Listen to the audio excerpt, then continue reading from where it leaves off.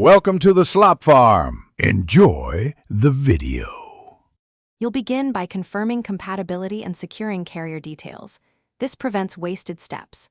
Once you have a ME and EID, message or call your carrier to request an ESIM activation QR or SM-SVC code because carriers issue unique profiles.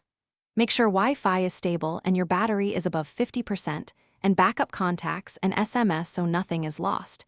This saves time and avoids a restore later. Now open Settings. Ready to add a cellular plan.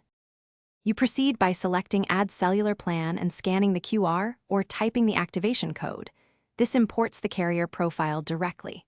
As you follow prompts, label the line and choose whether it's your default voice or data line, because that determines call routing and billing.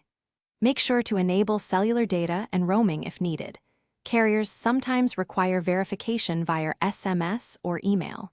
Once the profile installs, restart the phone to finalize network registration and check signal bars and carrier name. You finish by testing calls, SMS, and mobile data to confirm the ESIM functions. Run a quick speed test and open the carrier app to see activation status.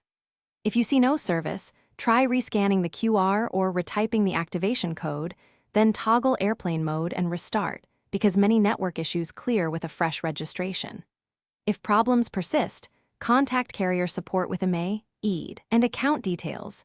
This gets staff to push the profile or troubleshoot provisioning on their side. Thanks for watching. Consider subscribing if we helped you today.